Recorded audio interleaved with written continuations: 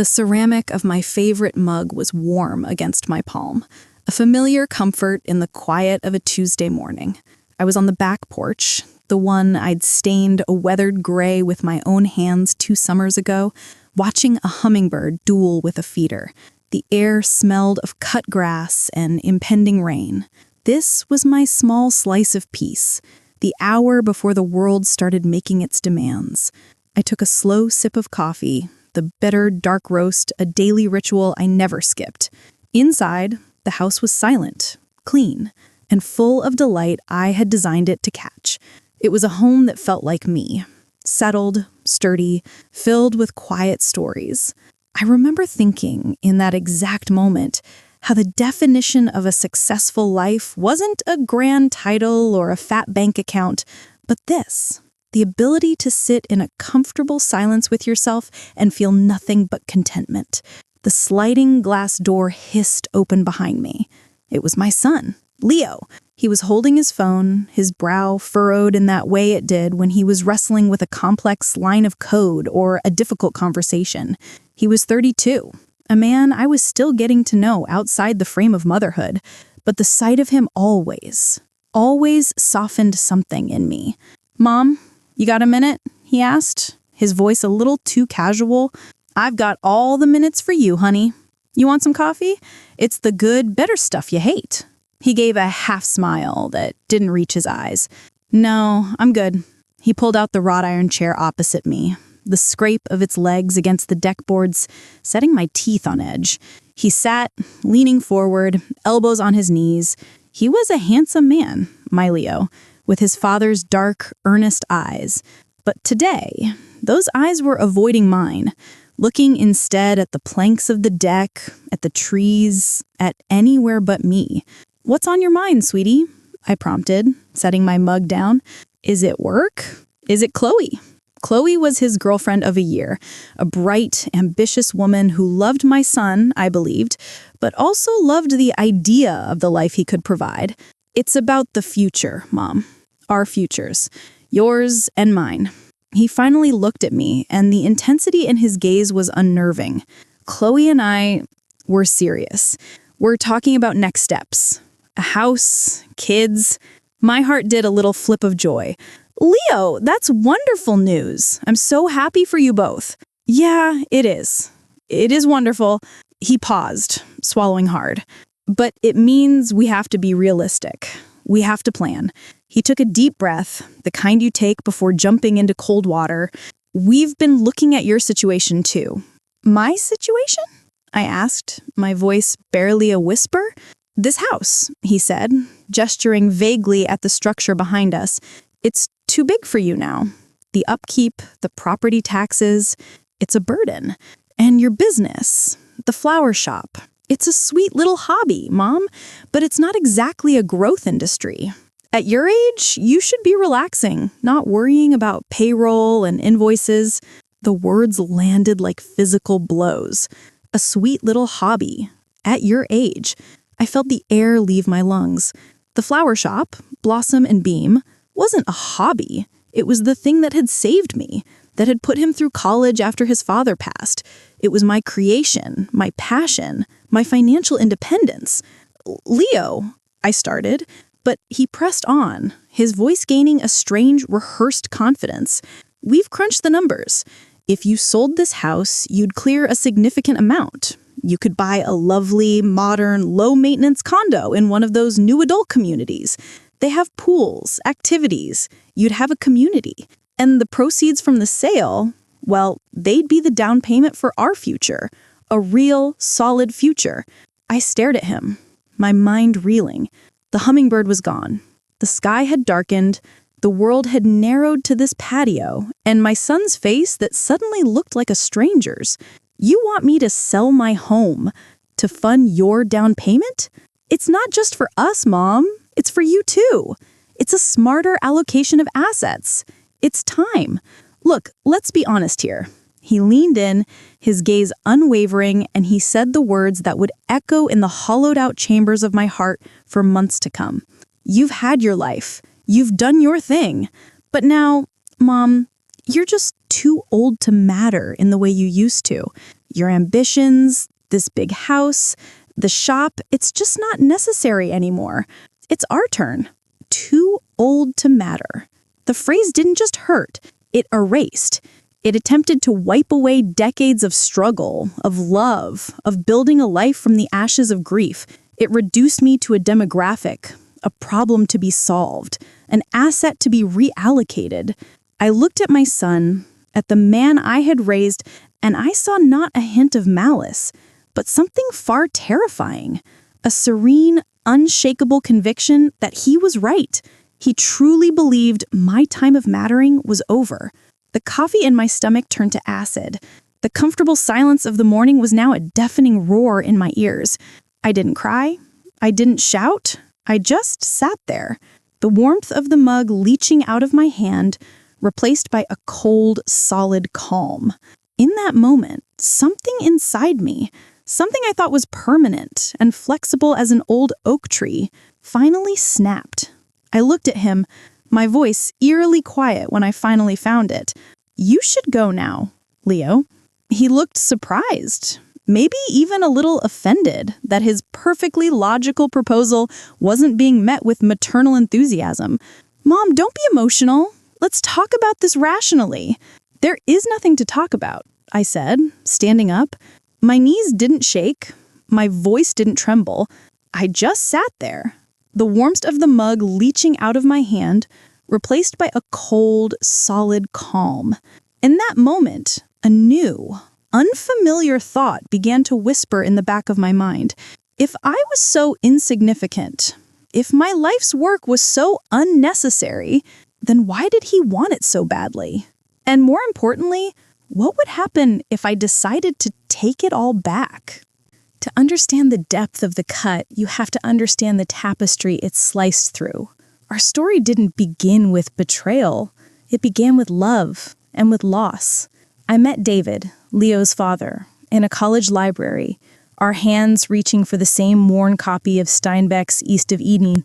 He had a smile that could disarm a bomb and eyes that saw the person I wanted to be, not just the person I was. We built a life not on grand gestures, but on 1,000 small, steadfast things. The way he'd leave the porch light on for me if I was out late with my girlfriends. The way he always made coffee strong enough to stand a spoon up in, just the way I liked it.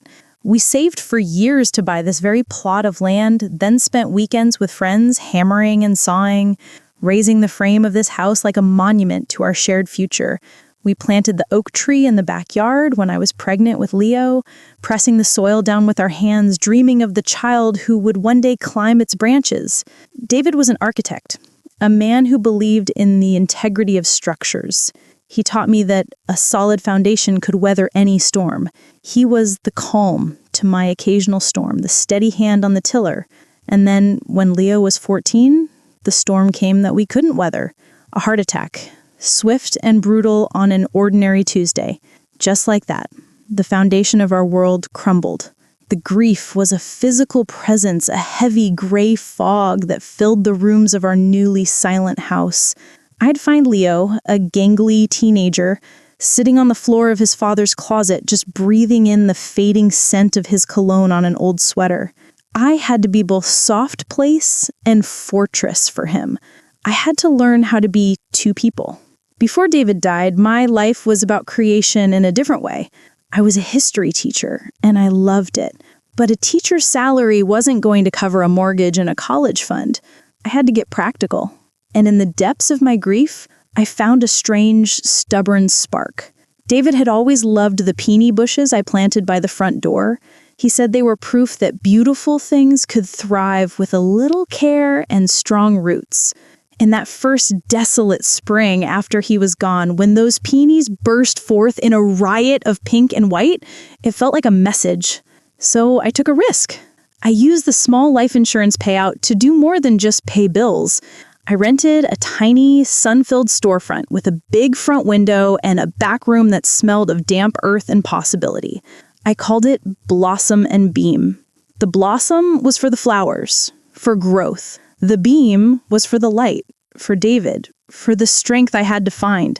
It was my love letter to him, and my act of defiance against a world that had taken him away. It was not a sweet little hobby. It was back-breaking work. I was up before dawn to go to the flower market, my hands chapped and cold. I learned about profit margins the hard way. I hauled buckets of water, scrubbed floors, and spent nights weeping over ledgers, the numbers blurring with tears of exhaustion and fear. But I also learned the language of flowers, how lilies spoke of sympathy, how sunflowers shouted with joy, and how a simple bunch of daisies could mend a small quarrel. I built a business, client by client, wedding by funeral, birthday by anniversary. That shop didn't just sell flowers, it curated emotions. It was there for the best and worst days of people's lives. And Leo? He was my why. I made sure he never wanted for anything that truly mattered. I attended every school play, every soccer game, helping him with his science projects late into the night, my fingers still stained green from fern leaves. I poured every ounce of my love and energy into him, determined that his father's absence wouldn't define his future. When he got into a good college, I cried with pride. When he chose a degree in computer science, a world so foreign to me, I beamed with admiration. I sold a small parcel of land we owned to help with his tuition, a decision I never regretted. His success was my success. His happiness was my reward. He grew into the man who came to my porch that morning. He was smart, driven, and successful in his own right. He worked for a big tech firm, wore sharp suits, and talked about disruption and synergy. I was proud, but I'll admit, sometimes I didn't fully understand him. The world he inhabited was one of abstract concepts and virtual realities, so different from the tangible, earthy world of my shop, where success was measured in the vibrant life of a rose or the perfect curve of a wreath. His relationship with Chloe began about a year before the conversation. She was sleek and sharp, a corporate lawyer with a gaze that felt like it was constantly appraising value. The first time he brought her home for Thanksgiving, she'd complimented the house, but her eyes were critiquing the slightly dated kitchen fixtures, the lived-in furniture that held our family's history. She was polite, always polite, but it was a distant, formal politeness that never warmed into genuine warmth. I'd find her studying family photos on the wall, not with sentimentality, but with a kind of anthropological curiosity. I tried, I really did. I invited her for coffee, asked about her work, listened to her talk about minimalist aesthetics and investment portfolios, but I always felt a subtle pressure, a quiet judgment. She once remarked while helping me clear the dinner plates, "This house is so full of memory, isn't it? It must be a lot to maintain." At the time, I'd taken it as concern. Now I see it was reconnaissance. He changed when he was with her. He became more curated. The messy, funny boy who loved bad sci-fi movies was slowly replaced by a man who worried about the right brand of whiskey to serve and the political implications of his vacation destinations. He started making comments, little seeds of doubt that he'd sprinkle into our conversations. "Mom, you're still driving that old sedan? With your back, you really should have something with better lumbar support and safer. Are you sure you want to take on that big wedding order? The stress can't be good for you. This neighborhood is really changing. I worry about you here all alone." I dismissed it all as a son's love, his way of caring for me. I'd laugh it off. My back is fine, Leo. The shop is my joy, not my stress. And I've got the Johnsons next door. They've watched this house since you were in diapers. I mistook his encroaching assessment for affection. I didn't see the fault line forming, the one between the life I had built and the life he and Chloe had decided I should have. My world was one of simple, tangible truths. A well-tended plant will bloom. Hard work bears fruit, sometimes literally. Love is shown through action and presence. Theirs was a world of leverage, of assets, of optimizing life until all the messy, beautiful, non-profitable parts were stripped away. My house wasn't a home. It was equity. My business wasn't a legacy. It was a non-scalable venture. And I was not a mother to be cherished, but a variable in a financial equation. A life that had reached its peak and was now in a graceful or not so graceful decline. The setup was all there, in those small moments, the way he'd glance at Chloe before answering one of my questions as if seeking approval, the way he started using the pronoun we when talking about decisions that were once just his. We think, we feel, we've decided. I was on the outside of that we looking in, but a mother's love is a powerful and sometimes blinding force. I wanted him to be happy. I wanted to believe that this new, polished version of my son was just him growing up, evolving. I never imagined that in his evolution, I was being designated as obsolete. The day before the porch conversation, I had been at the shop working on a massive installation for a charity gala. My head was full of eucalyptus garlands and gardenias, my hands busy creating something I hoped would bring a moment of awe to hundreds of people. I remember feeling a deep, profound satisfaction. Leo had texted me, "Can I stop by tomorrow morning? Need to talk about something important." I'd felt a flutter of excitement. Maybe he was going to propose to Chloe. I'd spent the evening before he came over tidying the house, baking his favorite lemon poppy seed muffins, imagining a conversation full of joy and future plans. I had set the stage for a celebration. I had no idea I was preparing for a dismantling. The rain started in earnest after Leo left, a steady, gray drizzle that matched the static in my head. I stood on the porch until I was shivering, the cold seeping through my sweater. Too old to matter. The words were on a loop, a cruel mantra. I finally moved, my body feeling heavy and alien, and went inside. The clean, sunlit house now felt different. The furniture wasn't just furniture. It was inventory. The view from the kitchen window wasn't just my garden. It was a selling point. He had recontextualized my entire existence in the space of 5 minutes. I didn't call anyone. What would I say? My son thinks I've expired? The humiliation was a hot flush that followed the cold shock. I mechanically cleaned the kitchen, wiping down counters that were already spotless, putting the uneaten muffins in a tin, washing the 2 coffee mugs. His, with the university logo, had a faint lipstick smear from Chloe's last visit. I scrubbed at it with a ferocity that surprised me. The days that followed were a strange, out-of-body experience. I went to the shop, I greeted my employees, I arranged flowers. My hands performed their tasks from muscle memory, but my mind was elsewhere, trapped on that porch. Maria, my shop manager and friend of 20 years, noticed. "You're quiet this week, Sarah," she said, her kind eyes searching mine. "Everything okay?" "Just tired, Maria," I lied, forcing a smile. That gala installation took it out of me. She didn't look convinced, but she let it go, bless her. I couldn't tell her. Saying the words out loud would make them real in a way I wasn't ready to face. A week after the conversation, Leo called. His voice was bright, normal, as if he'd suggested we get pizza for dinner and not that I'd dismantle my life. "Hey, Mom, just checking in. Did you have a chance to think about our talk?" Our talk. The phrase was so benign. It made it sound like a mutual discussion, not a unilateral pronouncement.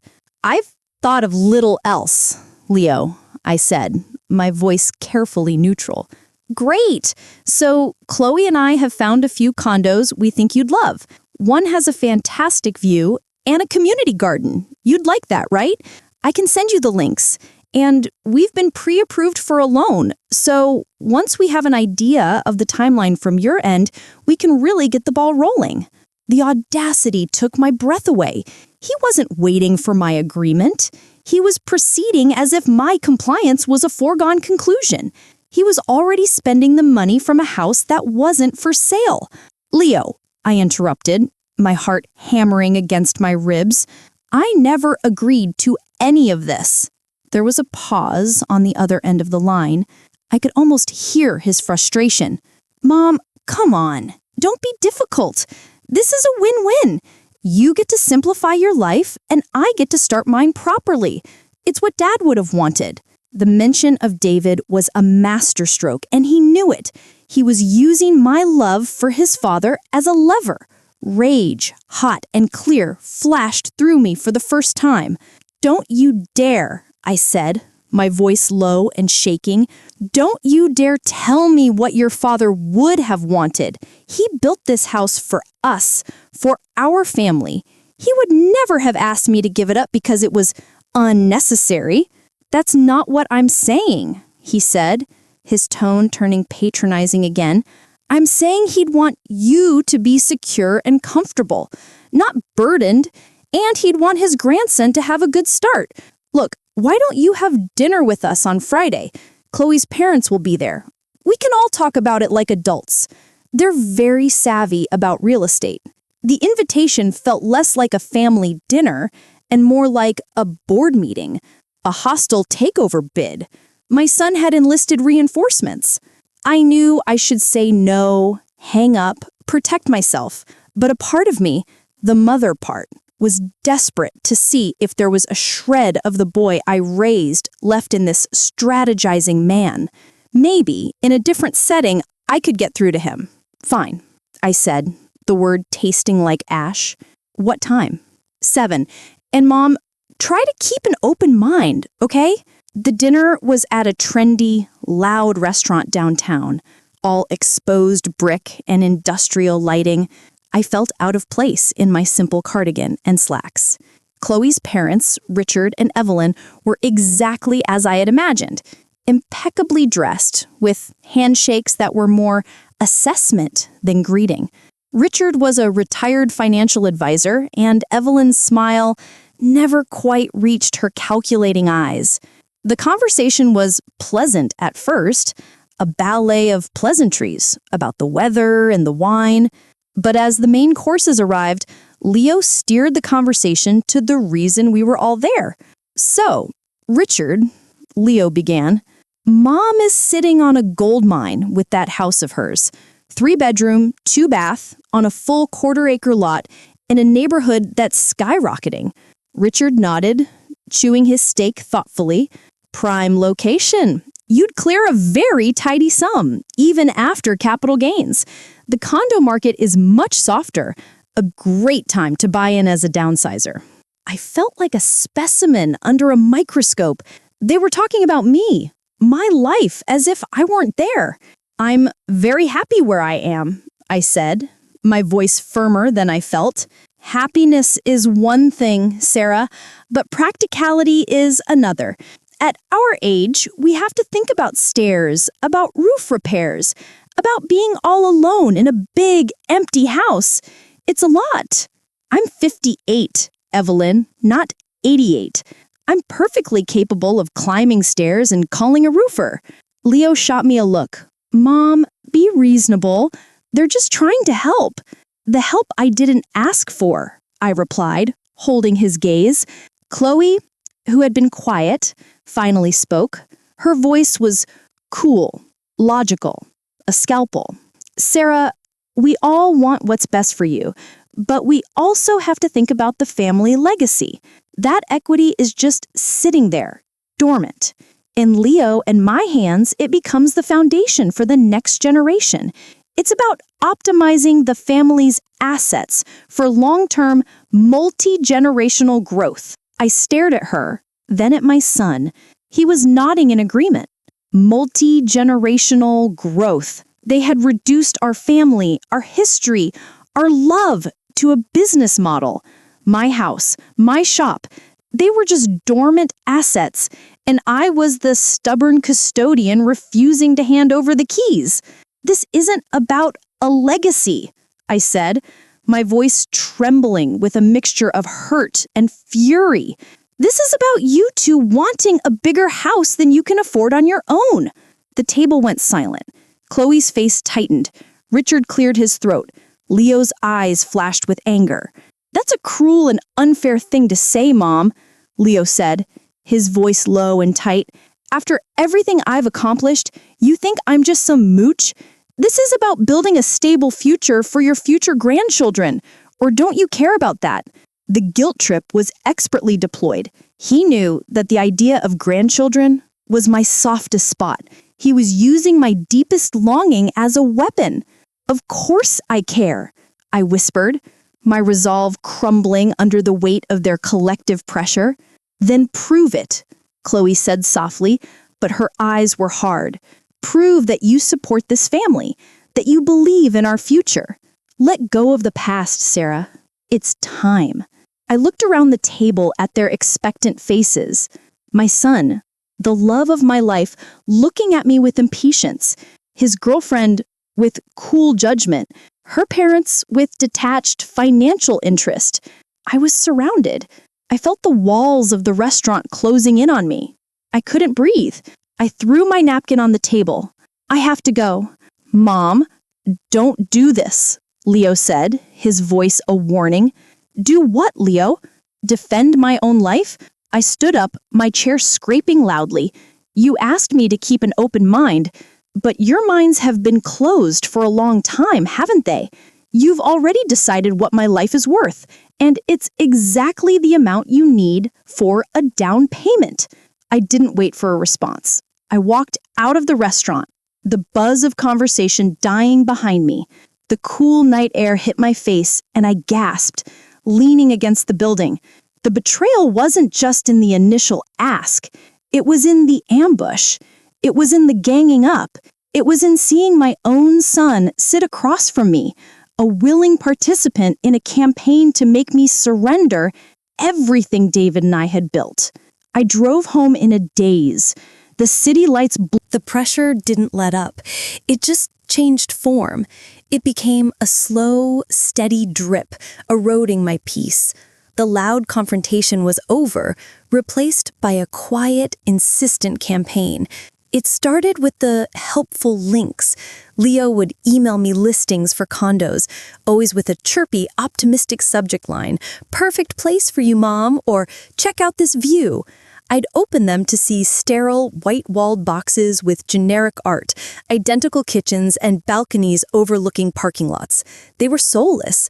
They had no space for my overstuffed bookshelves, for David's old drafting table, for the oak dining table that had seen 1,000 family meals.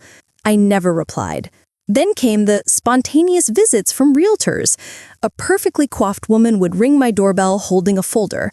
I was in the neighborhood and heard you might be thinking of selling, she'd chirp. The first time, I was confused. The second time, I was suspicious. The third time, I asked her point blank who had sent her. She became flustered, mumbled something about market analysis, and left quickly. I knew. Leo was trying to normalize the idea, to make the sale of my house feel like an inevitability, something the whole world was in on. The financial comments became more frequent, more pointed. When my car needed new tires, Leo said, "See, the costs of maintaining an old house and an old car. A condo would include exterior maintenance, and you could lease a new car with the money you'd save." When I mentioned a leaky faucet, he sighed and said, "Another repair. It never ends, does it?" He was framing my independence as a series of burdens, my competence as a struggle. The most painful pressure was the social and emotional isolation. Our weekly phone calls, once a highlight of my week, became strained, transactional affairs. He'd ask about the house, the shop, but not about me, not about how I was feeling. He was taking inventory. The warmth was gone, replaced by the cool patience of a salesman waiting for a client to sign on the dotted line. I started dreading holidays. My birthday was a quiet, grim affair. He and Chloe took me to a nice restaurant, but the gift was a book titled The Joy of Less, a guide to minimalist living. The message was not subtle. I thanked them, my smile feeling like a crack in porcelain. I felt myself shrinking. I stopped inviting friends over, paranoid that they too would see my home as a future listing. I'd lie awake at night, staring at the ceiling, listening to the house settle. Every creak was a potential repair bill, a piece of evidence in Leo's case against my life. I found myself looking at my beloved peony bushes and thinking he'd probably just see them as something that needs watering. The shop, once my sanctuary, became a place of anxiety. What if he set his sights on that too? It was profitable, a solid asset. I started looking at my loyal employees with a new fear. Maria noticed the change in me. One afternoon, she cornered me in the back room, amid the fresh flowers. She said, "Sarah, talk to me. This isn't just tired. You're haunted. Is it Leo? Did something happen?" The kindness undid me. The whole story tumbled out in a choked, tearful rush. The porch, the dinner, the realtors, the crushing weight of it all. I told her about the words, too old to matter. When I finished, Maria's face was a mask of quiet fury. "That little—" She trailed off, shaking her head. "Sarah, that house, this shop, this is your life. He has no right." "I thinks he does," I whispered. "He thinks it's his turn." "His turn?" Maria scoffed. "Since when is life a turn-based game? You built this, you, not him. He didn't haul those buckets. He didn't weep over those ledgers. He ate the food this shop put on the table and slept in the bed that this shop paid for." Hearing her say it, hearing the truth reflected back at me, was like a splash of cold water. She saw the injustice clearly. I wasn't going crazy. This was wrong. "What am I going to do, Maria?" I asked, feeling utterly lost. "I can't fight my own son." "You're not fighting him," she said, putting a steadying hand on my shoulder. "You're defending yourself. There's a difference. You need to get your ducks in a row, all of them." She was right. The pressure was meant to wear me down, to make me surrender out of exhaustion. But it was having the opposite effect. The constant quiet assault was hardening my resolve. The grief was slowly crystallizing into something else, a cold, clear-eyed determination. I was tired of feeling like a victim in my own story. I was tired of being passive. The knot of fear in my stomach began to loosen, replaced by the first faint flicker of a plan. I didn't know what it was yet, but I knew I needed to be ready. I needed to know exactly what I was defending. The quiet countermove was beginning to take shape, not with a shout, but with a slow, deliberate intake of breath. Maria's words were the permission I didn't know I needed. Get your ducks in a row. It was such a simple, practical piece of advice. It cut through the emotional fog and gave me a task, a purpose. I started with the physical. I pulled out the old, fireproof lockbox from the back of my closet, the one that held our passports, my marriage certificate, and David's will. I hadn't opened it in years. The air that puffed out smelled of dust and memory. I spread the contents on my bed. There was the deed to the house, clear and unequivocal. My name was on it, alone since David's passing. I traced the raised seal with my finger. It was mine. Legally, morally, it was mine. Then I turned to the business. I spent a weekend in the small office at the back of the shop, surrounded by filing cabinets and the sweet, decaying smell of flowers. I pulled every incorporation document, every tax return from the last 20 years.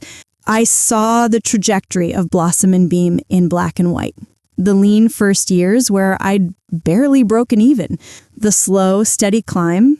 The healthy profits of the last decade. I had built this from nothing. It was a testament to my grit, my resilience. It was my financial security, my pride and joy. And Leo had called it a hobby. As I was sorting through a box of older records, a faded manila folder slipped out from behind a stack of invoices. It was labeled, in David's precise architect's handwriting, House Dreams. My breath caught. I hadn't seen this in decades. I opened it carefully. Inside were the original hand-sketched blueprints for the house. There were his notes in the margins. Sarah's window seat must catch the morning light. Widen this doorway for future Christmas trees. Porch here for rocking chairs when we're old. Tears welled in my eyes. This wasn't just a house to him. It was a vessel for our life, for all the dreams we'd dreamed together. He had drawn our future into existence, line by line. Selling it would be like selling his last love letter to me. But the true reveal, the moment that reframed everything, came a few days later. I was at the local copy shop making duplicates of all these important documents for a new secret file I was building. As I was waiting for the machine to finish, my phone buzzed. It was a notification from a cloud storage account I shared with Leo. Years ago, he'd set it up so we could both access family photos. I rarely used it. The notification was for a shared folder he had just updated. The folder was named, with a chilling lack of subtlety, Mom Transition. My heart started to pound. I found a quiet corner and opened the folder on my phone. Inside, it was a treasure trove of betrayal. There were spreadsheets. One was a detailed financial breakdown of my life, estimated value of the house, estimated value of the business, my monthly income from the shop, my social security projections. It was all there, coldly quantified. But it was the other documents that made the blood drain from my face. There was a realtor's comparative market analysis for my house, dated from before our porch conversation. He had been planning this for months. There was a brochure for a senior living community with a post-it note, digitally scanned, in Chloe's handwriting. Unit B12 has the best resale value. And then I found the emails. He had forwarded entire chains between himself, Chloe, and her parents. I scrolled, my hand trembling. Richard wrote, "The key is to present it as a done deal. Don't ask, tell. She'll resist, but she'll eventually come around. The emotional leverage is your future children. Use it." Chloe wrote, "I'm just worried she'll get sentimental about that dusty old shop. We need to emphasize how much easier her life would be without it. Maybe we can find a buyer for the business, too. It's got a loyal customer base. We could probably get a quick $150K for it as a going concern." Leo replied, "Agreed. The shop is the harder sell, but the house is the priority. Once we have that equity, the rest will follow. She's too old to fight us on all of it." Too old.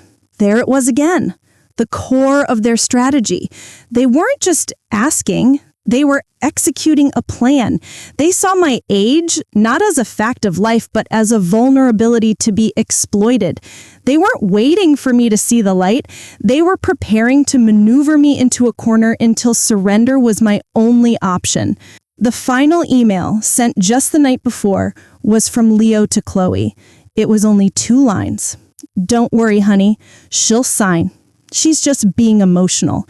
It's what people her age do when they're faced with progress. We'll wear her down." I stood there, in the bright, fluorescent light of the copy shop, surrounded by the hum of machines and the smell of toner. The world seemed to tilt on its axis. This wasn't a misunderstanding. This wasn't a son clumsily expressing concern. This was a coordinated, cold-hearted campaign. They had a timeline. They had a strategy. They saw me not as a person, but as an obstacle to their progress.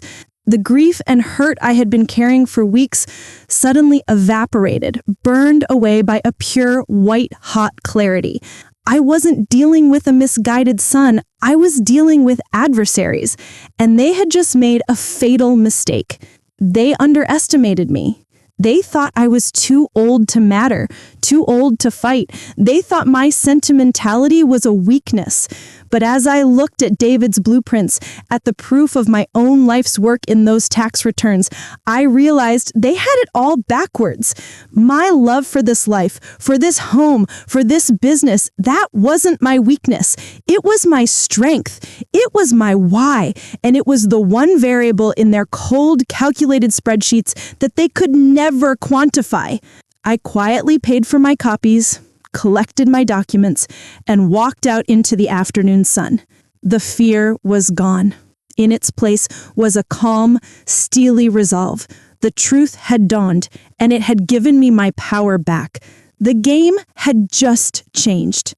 I didn't drive home. I drove to the lake, the one where David and I used to walk on Sundays. I needed space to think, to plan, away from the 4 walls they were so eager to take from me. I sat on a weathered bench, watching the water lap against the shore, and I let the plan form, not from a place of anger, but from a place of profound self-preservation. The goal was not revenge. The goal was sovereignty.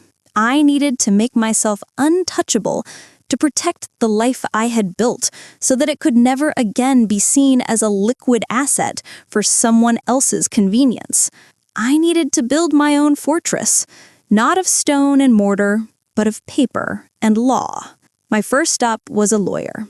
Not a family lawyer, but a sharp, no-nonsense estate and business attorney named Angela Green, recommended by a trusted friend from my book club. I sat in her modern, minimalist office and laid it all out. I showed her the documents. I told her about the porch conversation, the dinner, the shared folder. I spoke calmly, factually, my voice barely shaking. Angela listened, her expression neutral, taking meticulous notes. When she finished, she set her pen down. "Sarah," she said, her voice calm and direct, "what you're describing is a form of financial coercion. You are under no legal or moral obligation to do what they are asking. Your assets are yours. The first thing we need to do is ensure they stay that way." We started with the will. The existing one, written shortly after David's death, left everything to Leo. It was a simple, loving document from a time when I couldn't imagine a future where he wouldn't be my greatest protector. That future was gone. Angela drafted a new one. In it, I left the house, the business, and my entire estate to a trust. The trust would provide for the maintenance of my properties and disperse a modest annual income to Leo. But the principal assets would be protected, eventually passing to any future grandchildren with stipulations for their education. He would never own this house. He would never be able to sell my shop. He would have a comfortable life, but he would not get the windfall he was counting on. Signing that new will was one of the hardest things I've ever done. It felt like etching the death of a relationship in legal ink, but it also felt like taking back a piece of my soul. Next was the business. Angela helped me restructure it. I created a new corporate entity, a holding company that owned Blossom and Beam. I made Maria a small but significant partner. She had earned it in loyalty and sweat equity. This wasn't just a defensive move, it was a reward. It also meant that any attempt to force a sale would now require her agreement, creating another layer of protection. I updated all the business accounts and passwords, severing the last vestiges of access Leo might have had from helping me set up my first computer system years ago. I met with my financial advisor alone. I revoked any informal permissions Leo might have had to discuss my accounts. I consolidated my investments and made it clear that all communications were to come directly to me. I was the sole point of contact. These weren't dramatic, explosive actions. They were quiet, methodical, and dignified. I didn't announce them. I didn't confront Leo. I simply fortified. With every signature, with every new password, I felt a piece of myself knitting back together. The woman who had built a business from scratch was back. The widow who had learned to stand on her own 2 feet was back. The mother was still there, heartbroken, but she was no longer in charge of the negotiations. I also prepared for the emotional battle.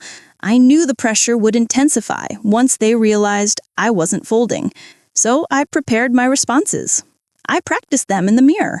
I would be a broken record, calm, clear, and immovable. My home is not for sale, Leo. My business is my own. This is not up for discussion. I would not jade, justify, argue, defend, or explain. My reasons were my own. My life was my own. I even prepared for the final nuclear option. I had a realtor friend, someone I trusted implicitly, drop a mock listing for my house and for the business. I tucked them into my folder. I hoped I wouldn't need them, but I wanted to be prepared for anything. Throughout all of this, I lived my life. I worked in the shop. I tended my garden. I had coffee with friends. I made sure my life was full and vibrant, a direct contradiction to their narrative of a burdened, lonely woman in need of rescue. I was polite, but distant with Leo on our weekly calls. When he'd bring up the plan, I'd simply say, "I've made my decision on that matter," and change the subject. The polite countermove was my secret. It was my source of strength. While they thought they were wearing down a frail, emotional old woman, I was, brick by legal brick, building a wall they could never breach. The power balance had shifted, and they had no clue.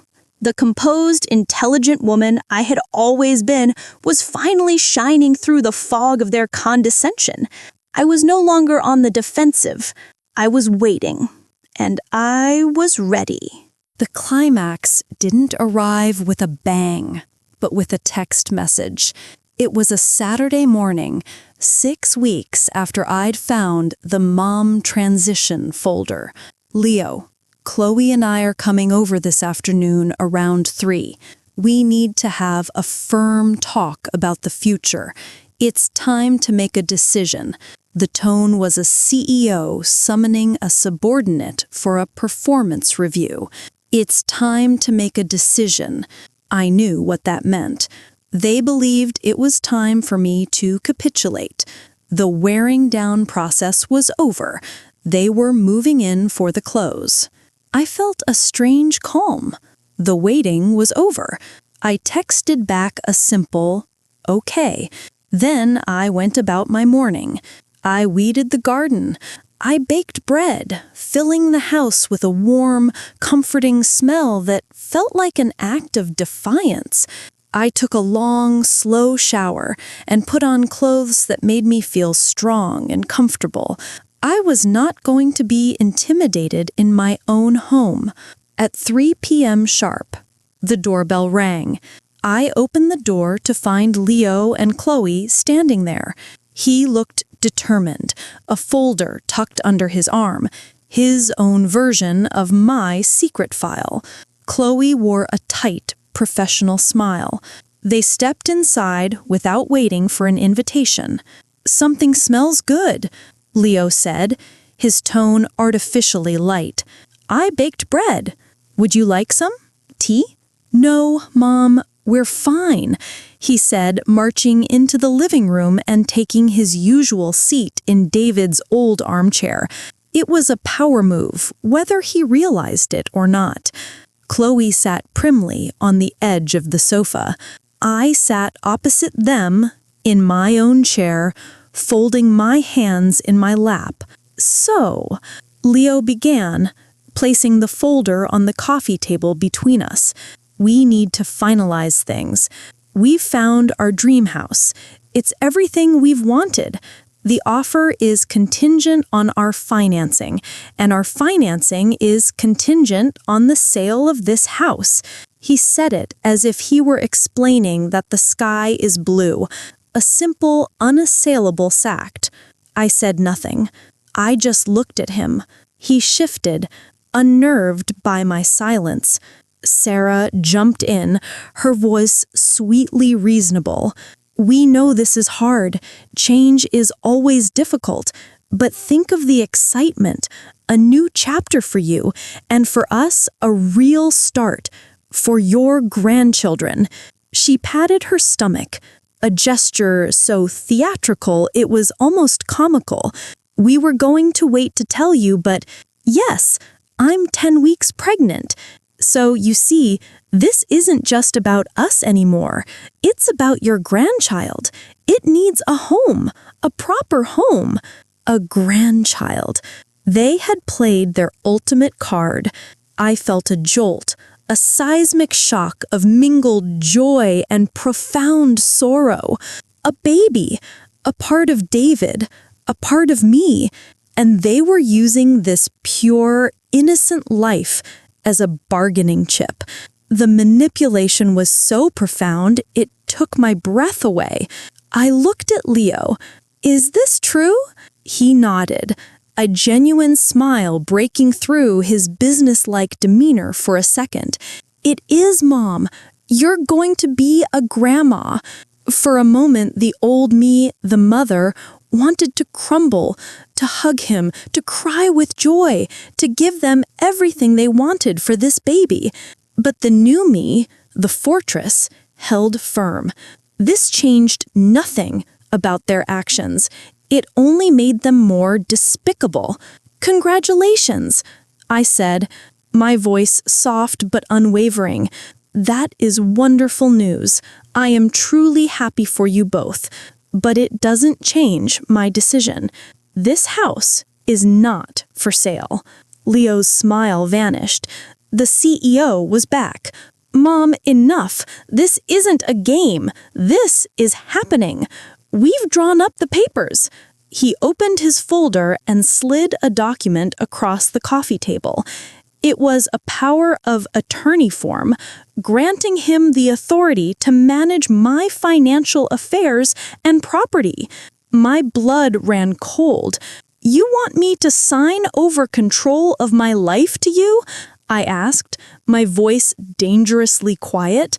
"It's for your own good," he exploded, finally losing his cool. "So you don't make emotional decisions that jeopardize your security and ours. For God's sakes, Mom, there's a child involved now. Your grandchild. Are you really so selfish that you'd choose a house over your own flesh and blood?" The accusation hung in the air, ugly and final. This was the moment. The pressure had reached its peak. It was time. I took a deep, slow breath. I stood up, walked to my desk in the corner, and retrieved my own folder. It was thick, bulging with the evidence of my countermove. I placed it on the coffee table next to his POA document. "Let's talk about selfishness, Leo," I said, my voice calm like the eye of a hurricane. I opened the folder. I started with the emails. I laid out the printouts from the mom transition folder, one by one. I watched a color drain from his face as he saw his own words, his and Chloe's and Richard's, in stark black and white. "This," I said, pointing to the date on the market analysis, "is from 3 months before you ever came to me with your concern. This plan was in motion long before you ever gave me the courtesy of a conversation." I showed him the spreadsheet quantifying my life. "You reduced my entire existence to numbers in a column. You didn't see a mother. You saw a line item." I showed him the brochure for the senior home, with Chloe's note about resale value. Chloe had the decency to look down, a faint blush on her cheeks. "And this," I said, my voice gaining a slight, sharp edge, "this comment about me being too old to fight, you based your entire strategy on the assumption that I was weak, that I was used up, that I no longer mattered." Leo was speechless, his mouth opening and closing like a fish. The power balance had not just shifted, it had shattered. "But I did fight, Leo," I continued, my tone softening back to calm reflection. "I fought quietly. I fought intelligently. I fought like the woman who built a business from nothing while grieving the love of her life. I then laid down the new documents. This is my new will. You do not inherit this house. You do not inherit my business. They are protected in a trust. You will receive an income, but you will never, ever own the things your father and I built. I laid down the new business incorporation papers. Blossom and Beam is now owned by a new entity. Maria is a partner. You cannot touch it. I laid down the letter from my financial advisor confirming my instructions. All my accounts are locked down. You have no access. Finally, I laid down the 2 mock listings my realtor friend had drawn up, one for the house, one for the business. I could sell it all tomorrow. I have that power. I could take the money and travel the world and leave you with nothing. That's what you were planning to do to me, wasn't it? Package me away in a condo and take the proceeds. I looked at him, my eyes clear and direct. But I won't, because I'm not you. The silence in the room was absolute. Leo stared at the documents, his shoulders slumped, all the fight gone from him. He looked like a little boy who had been caught in a terrible lie. How could you do this?" he whispered, his voice broken. "How could I?" I repeated, a sad smile touching my lips. "I didn't start this war, Leo. I am simply ending it. You declared my life to be over. I am declaring it is not. You told me I was too old to matter. I am proving to you that I matter a great deal to myself." I picked up the power of attorney form he had brought.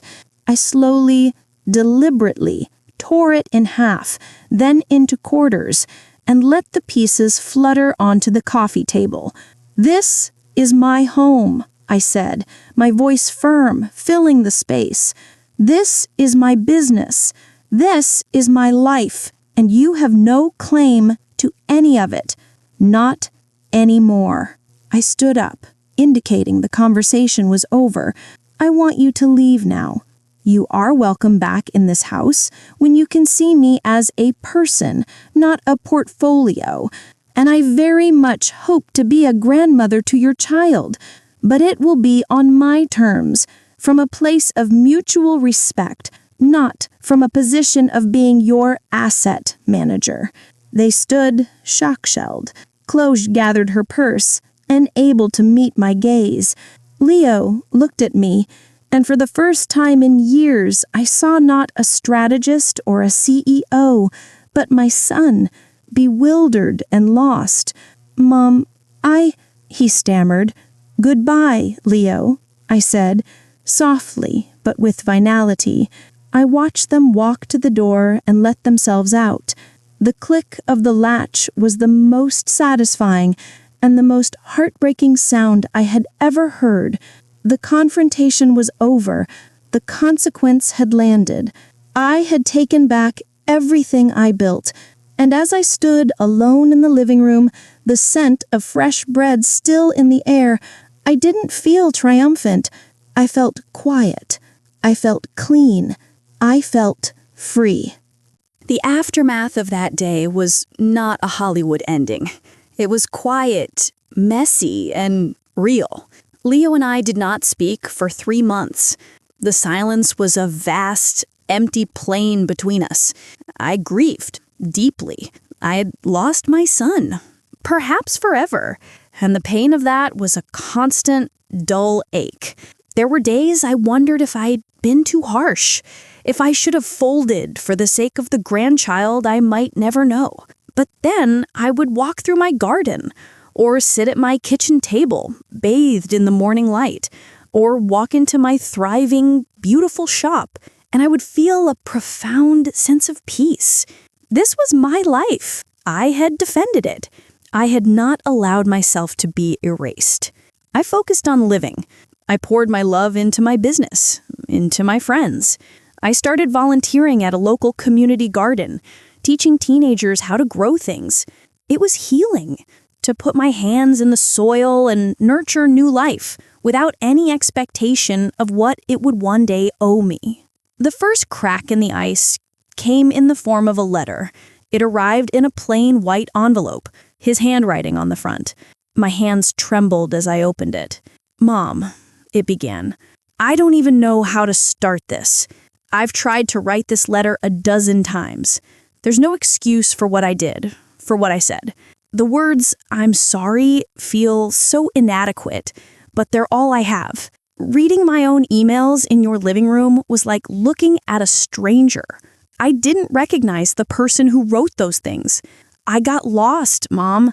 I got caught up in a version of success that was all about stuff, about optics, about getting ahead. I let myself believe that your life was an obstacle to mine. It was the most arrogant, stupid, and cruel thing I have ever done. Chloe and we're not together anymore. The pressure of the house, of everything, it broke us. Or maybe it revealed that we were never really built on solid ground to begin with. She moved out. The dream house fell through. I'm living in an apartment, and for the first time in a long time, I'm having to think about what I really want. And what I want is to apologize to you. Not for anything I want from you, but for the son I became. You didn't deserve any of it. You were, and are, the strongest, most capable person I know. The fact that you built that fortress to protect what was yours, I'm actually proud of you, even as I'm ashamed of myself. I don't expect you to forgive me, but I needed you to know that I see you now. I see the woman who mattered enough to fight back. With love, your son, Leo. I cried when I read it. Tears of relief, of sorrow, of a fragile, tentative hope. He saw me. That was all I had ever wanted. I didn't reply immediately. I let his words settle. A few weeks later, I invited him for coffee. Not at the house, but at a neutral public place. He looked older, thinner, but his eyes were clearer. The polished sheen was gone, replaced by a vulnerable humility. We talked for 2 hours. He did most of the talking. He apologized, over and over.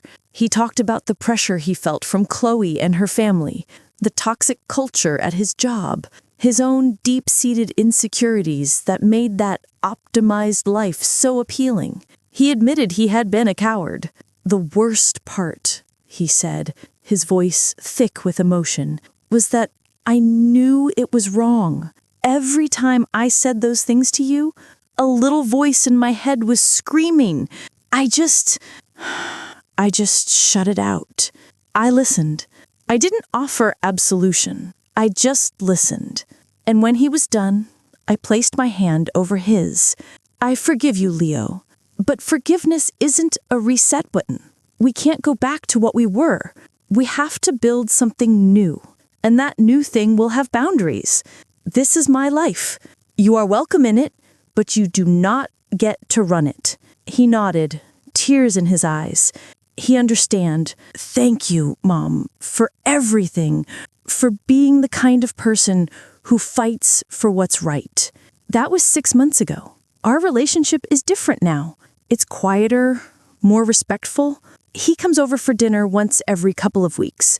We talk about his work, my shop, his therapy. He is dating someone new, a kindergarten teacher, who has a warm, easy laugh. I like her. The topic of my assets never comes up. He is rebuilding his life on his own terms, and I am living mine on mine. The baby, my grandson, was born. Leo brought him over to meet me when he was 2 weeks old. His name is David. When I held that tiny, perfect boy in my arms, in the living room of the house his grandfather built, I felt a circle complete. I looked at Leo, and I saw the ghost of his father's smile in his eyes. I will be a part of little David's life. I will tell him stories about his grandpa. I will show him how to plant peonies. I will teach him that a person's value is not in what they own, but in the integrity with which they live their life. The legacy I am passing down is not a house or a business. It is a lesson in strength, self-respect, and the courage to define your own worth. The moral of this story isn't about winning against your children. It's about the fact that your story is never over until you decide it is. No one gets to tell you that you no longer matter. Not your age, not your circumstances, and certainly not someone who owes their very existence to your strength. The world may try to put you on a shelf, to tell you your best years are behind you, but you have to remember, you are the author of your life. And sometimes, the most powerful chapter is the one you write when everyone else thought the book was closed. If this story resonated with you, if you've ever felt unseen or underestimated, I'd be honored if you joined our community here. We share real, calm stories about navigating life's toughest challenges, about finding our voice when it feels like the world has stopped listening. Your own story matters, no matter what chapter you're in. Subscribe for more narratives about quiet strength, difficult choices, and the peace that comes from standing your ground. And if you feel comfortable, I'd love to hear your thoughts in the comments below. Have you ever had to redefine a relationship with someone you love? How did you find the strength to protect your own peace? Sometimes sharing our experiences is the first step toward healing. Thank you for listening to mine.